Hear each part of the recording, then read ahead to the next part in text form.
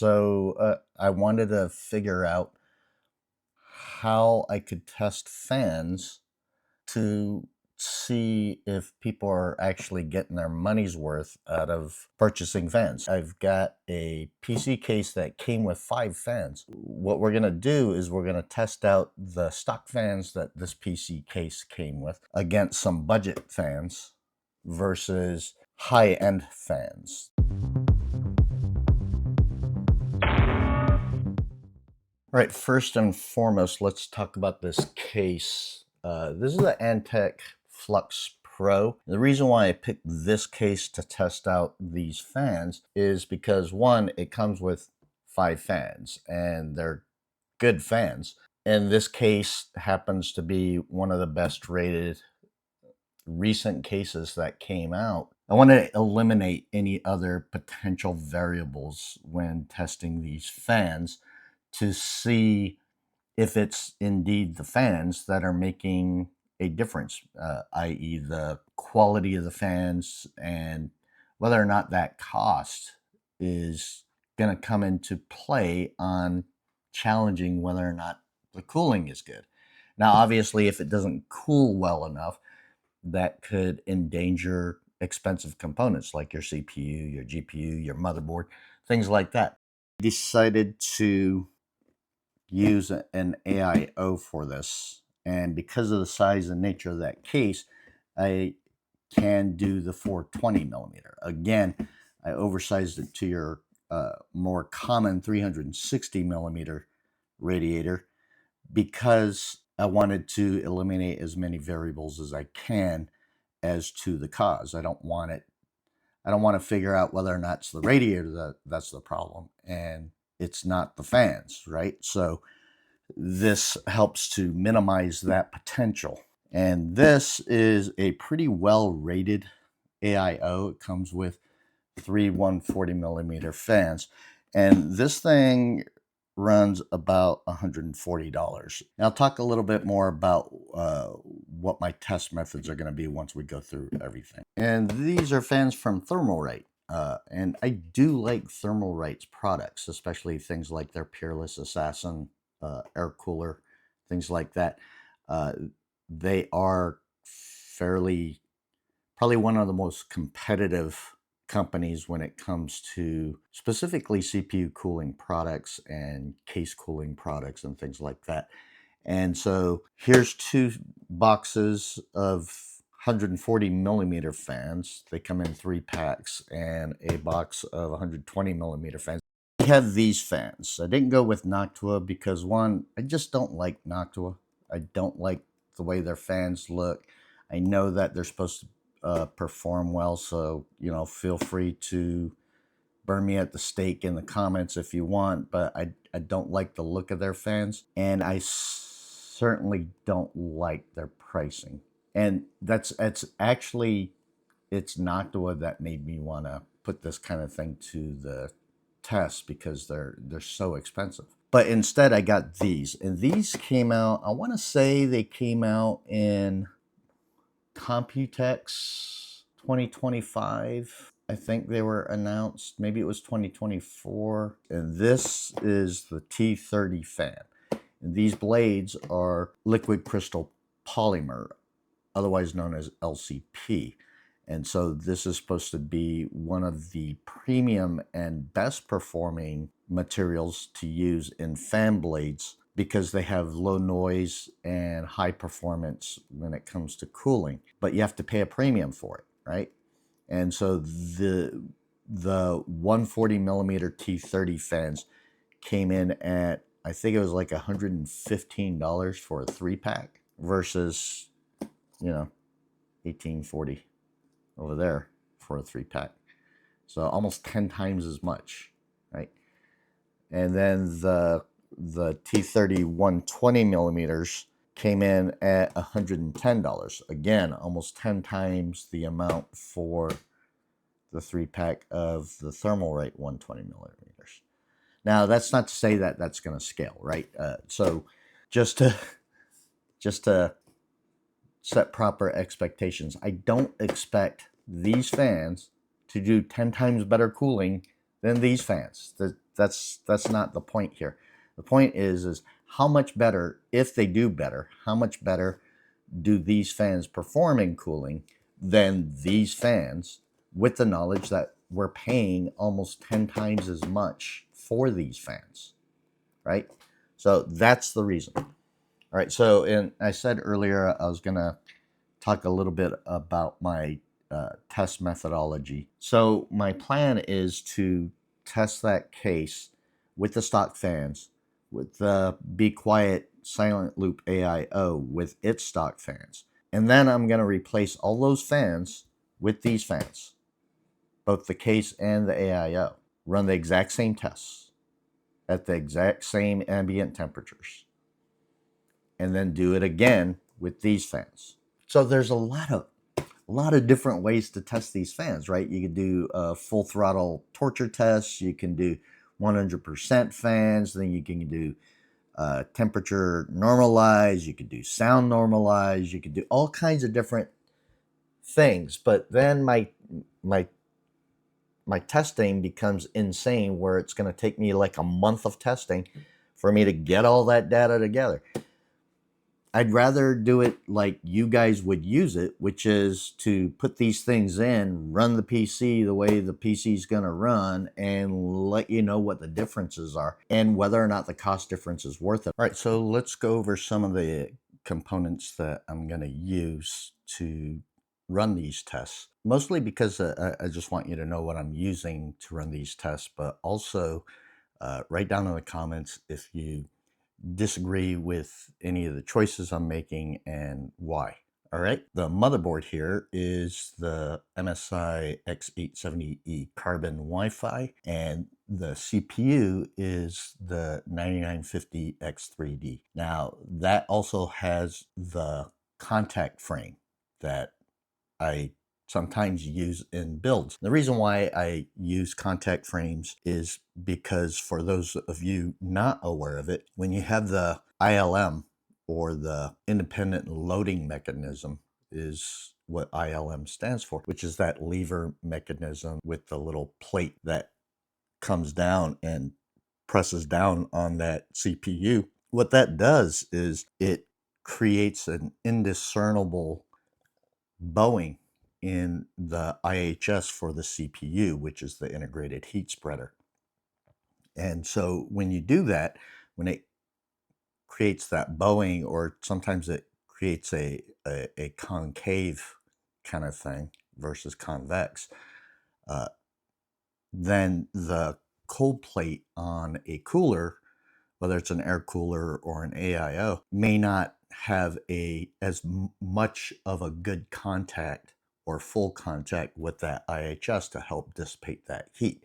And so I wanted to eliminate that possibility in this kind of a test, because I'm trying to remove all the other variables so that we can figure out how well the fans themselves work. As well, I've got the 32 gigs of G.Skill Trident Z5 Neo Royal RAM, and that's at, I believe that was 6,000 megahertz transfers a second at CL28. And then I've got this is the SSD, and some of you might not recognize this, and so I'll talk about this here in a second. But the SSD is the Crucial T705 Gen 5 SSD. This is a cooler for that SSD. It's made by Thermalright, and I haven't done a review or anything on it, but I have found that it helps a lot. It's even got like a little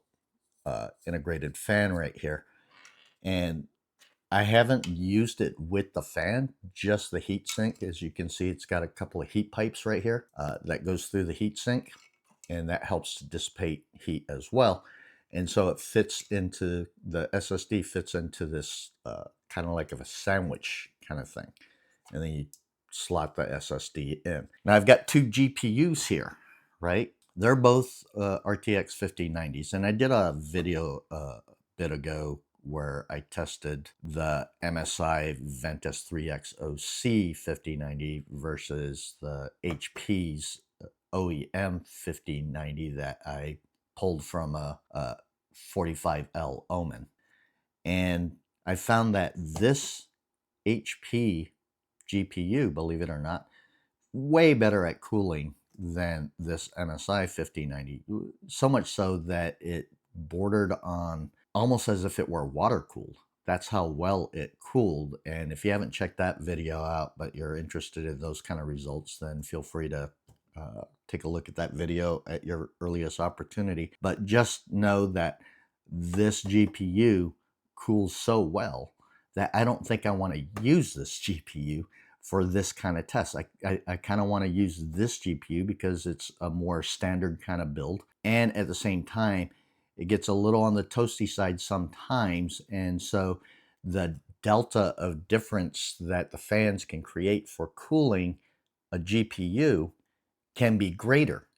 And so you get a finer idea of the differences of those fans when you've got a GPU that's not already overly well cooled like the HP one. So my deltas are probably going to be a lot smaller with the HP, so it might be harder to determine the differences. Whereas with the MSI GPU, I might be able to see a larger enough difference where it's measurable and we can see the actual differences the fans are making. Then I've got for the power supply, this is the Lee & Lee 1200 watt shift, and this is an 80 plus gold rated power supply. The interesting thing about it is the power connector for the power cord can rotate so that you can adjust the orientation of the power supply a little bit more variably in accordance with the case that you're using.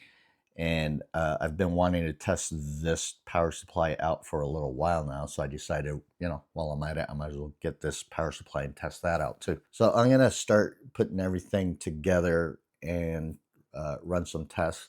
And I'll be back with those results. Just so you know, when talking about these fans' performances, it does include swapping out the stock fans that the AIO came with the premium and budget fans. The Phanteks Flux Pro case came with 4 140mm fans and 2 120mm fans. The Phanteks Flux Pro comes with a 140mm exhaust fan in the back, a single one, and I didn't have an extra 140mm fan for the premium or the budget fans, so I did use that single Phanteks Flux Pro fan that sits in the back as exhaust across these 3 tests. The models that we used for the fans were the Phanteks T30 fans, the Phanteks Tranquil fans, and the Thermalright TLC 14/12C-S. I really hate their naming scheme.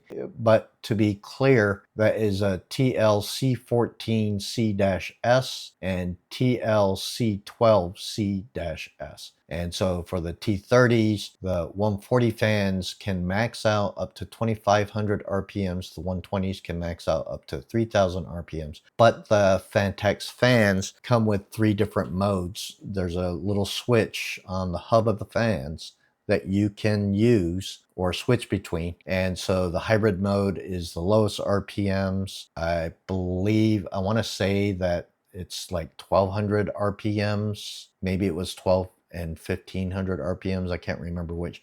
But the performance mode is 2,000 and 2,000 RPMs. And the advanced mode, which is at the highest settings, are what maxes it out to 2,500 or 3,000. The fans come out of the box set at the performance mode, which is the more balanced mode. And so all of our testing is based off of that setting. And we ran 2 different tests to test out the temperatures of the components of the PC. The first test that we used was the OCCT combined full 1-hour stress/stability test using Windows 11 Home.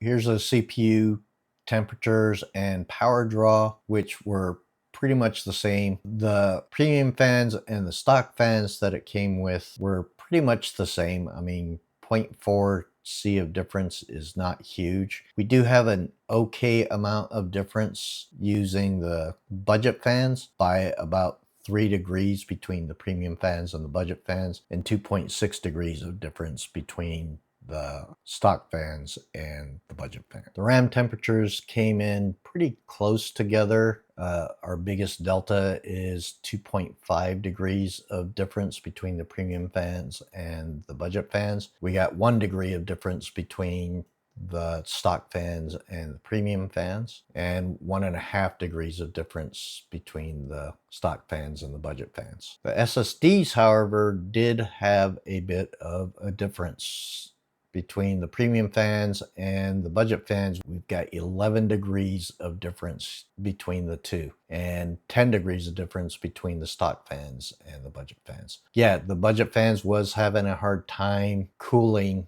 the SSD, and the GPU with power draw fairly close together to each other. We've got a difference of 0.7 C with the stock fans doing a little bit better than the premium fans and at a higher power draw, which I found kind of interesting. And the VRAM temperatures were the same between the two. And then we've got the budget fans, which drew almost in the middle of the power draws between the other two runs, but our temperatures were pretty significant. We're talking like almost 10% of difference on the GPU core at 77.4 versus 70.7 and 70. That was significant, as well as the VRAM temperature was 6 degrees hotter than the other two sets of fans. Then the other test we ran was a combination between FirmArc 2.8.2.0 and Cinebench R23, both running at the same time to see how the overall system would cool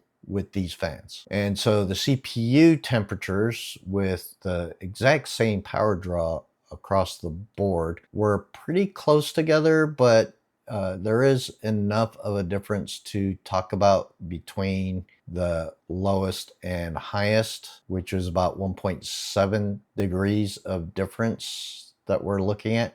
Not a significant amount, but enough to talk about. And interestingly enough, the stock fans didn't do as well as the budget fans by 0.1 degrees, although that's more of a run variance thing, I feel. Essentially the same performance right there. RAM temperatures came in pretty close to each other as well, with the largest delta between the premium fans and the budget fans by 1.3 C, so not a huge difference there, not a lot to talk about. And once again, the SSD temperatures, there was a significant delta between the premium fans and the budget fans of 8 degrees, and so we're talking an increase of nearly 15% between the two. The stock fans sit at practically midway between the premium and the budget fans at 56C. So 3 degrees of difference between these two and 5 degrees of difference between these two.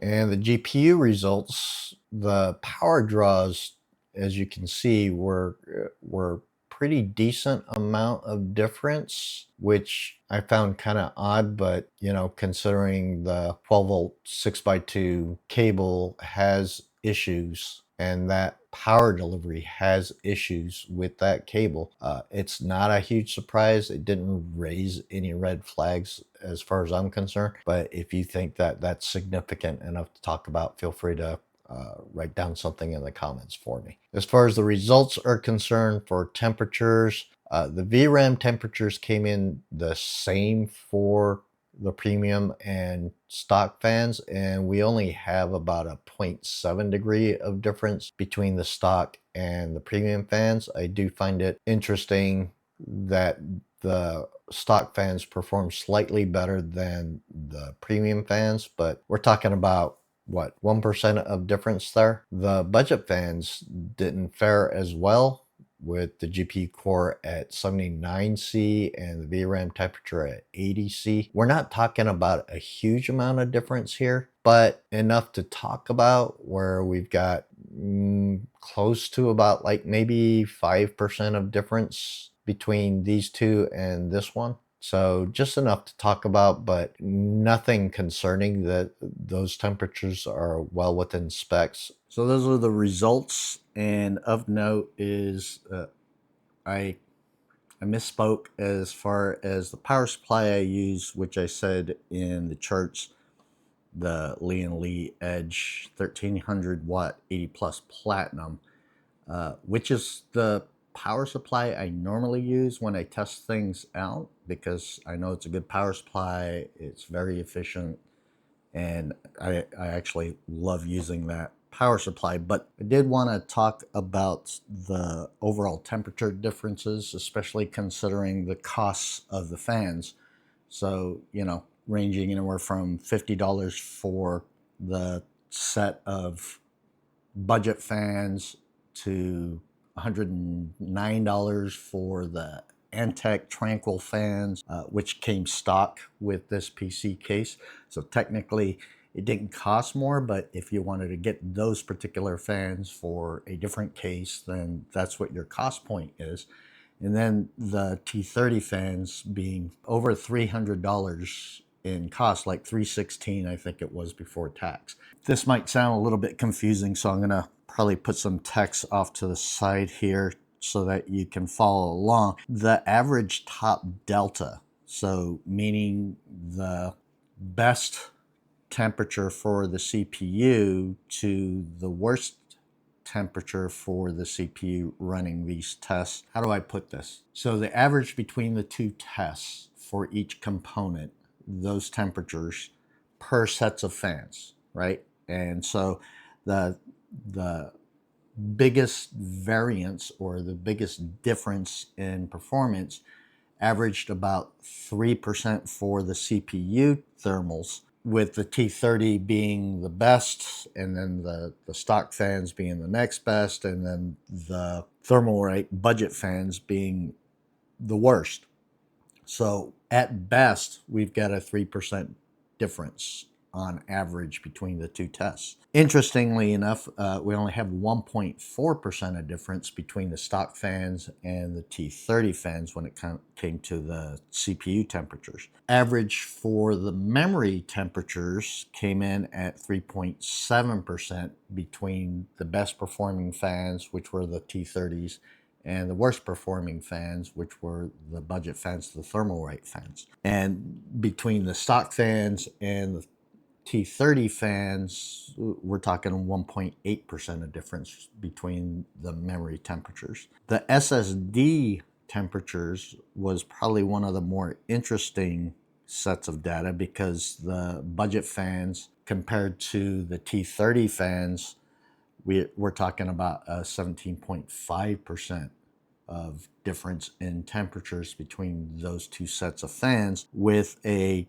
3.8% difference in temperatures for the SSD between the stock fans and the T30 fans. And then the GPU temperatures was the second most interesting, I think, with 7.5% of difference between, believe it or not, the stock fans, which did overall the best for temperatures for the GPU, versus the budget fans. So we got a 7.5% of difference, and we got only about a 1% of difference between the stock fans and the T30 fans. And then for the GPU VRAM temperatures, we had a 6.7% of difference, with the T30 and the stock fans tying, so pretty much tying, and the budget fans, that was about a 6.7% of difference in temperatures there. The stock fans and the T30 fans for the GPU VRAM temperatures came out as a draw, right? They had the same readings. And so if we take all those numbers and we average it across those 5 data points, now we're looking at an overall difference between the best performing fans, which technically became the T30 fans, and the budget fans. So we have an overall temperature difference across the components, across the 5 data points, of 7.7%. And between the stock fans and the T30 fans, we only had a 1.6% of difference, with the T30 slightly edging out the stock fans. So now we're looking at what, almost triple the cost between if you bought the stock fans, the Phanteks Tranquil fans, and the T30 fans.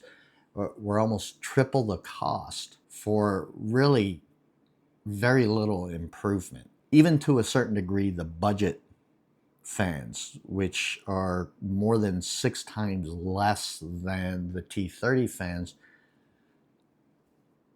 we got an overall difference of just 7.7%. And the main differences came in at the GPU temperatures, which weren't huge differences, but they were significant enough to talk about, but mostly the SSD temperatures, which can be mitigated by using a beefier heatsink, or the heatsink that I used, I didn't connect the fan to it. And so, there was possibility that I could have gotten better temperatures with the budget fans. So yeah, I can't really recommend people using the T30 fans. Now, granted, this is based off of this case using these components at an ambient temperature of 22°C. Maybe my test results would have been more significantly different if I used a tighter space like a MATX case. I don't know. And if you're curious about that kind of thing and you'd like me to continue testing these kind of fans in those scenarios, then write down in the comments and let me know that you'd like to see what the results would be with like some MATX cases, maybe fish tank style cases, and I'd be happy to take a look at that if I get enough people asking about it. Going to the sound on these fans, these different sets of fans, not a huge difference in sound quality. Probably, I'm thinking the sound between the 3 sets ranged anywhere from 42 to 45 dBA under load. That was probably the average range, right? I mean, there'd be spikes here and there, but nothing long enough to consider. And so that range between 42 and 45 dBA between those 3 sets of fans on average, not a whole lot of difference, not really a difference that you'd be able to really significantly tell without actually measuring it. So at the end of the day, I mean, unless you're looking at min-maxing your temperatures across your components, I don't see a lot of value in getting something like the T30 fans or the Noctua fans, which also a lot of their fans are liquid crystal polymer. They tout that they're the best, and technically they are, but they don't provide enough of a significant temperature drop, in my opinion, that justifies the cost. I mean, like I said, I spent over $300 on those T30 fans, and I would guess that my cost for Noctua fans aren't much different than that. And if I got the Phanteks fans, which performed nearly as good, I would have spent $109 before tax. So, almost 3 times less in price. And then if I go with the Thermalright fans, I'm looking at $50, right? And so the difference between the Thermalright fans and the Phanteks fans, as far as cost goes versus performance, I'd probably look closer at that kind of difference than the top performing liquid crystal polymer kind of fans, because I don't see a benefit. For the T30 fans, I did use it in performance mode, right? Not the advanced mode, which would increase the RPMs of those fans, the bulk of which are 140 millimeter fans. So technically, there could have been a bigger difference. I used the performance setting or performance mode for these fans, which is how they came stock out of the box. Potentially I could test it out with all the fans set at advanced mode, but now we're also looking at an increase in dBA, and I'm not sure how much of an increase we're talking. I guess I could test that out. Let me know in the comments if you want me to test out the advanced mode on those fans, and I'll certainly take a look at that if I get enough people asking about it. But at the end of the day, those are my findings, and if you got any questions or comments or anything about this stuff or any other PC hardware stuff, feel free to write down in the comments. I'm more than happy to get back to you guys. Let me know what you think, and hopefully you found this information helpful, especially in the market that we're dealing with right now. Saving in costs is even more important than ever if you're looking at upgrading or building. Hopefully you found the information helpful and possibly even entertaining. And if so, please hit that like and subscribe. It does help out the channel a ton. And in the meantime, thanks for joining me, and I hope to see you in the next one.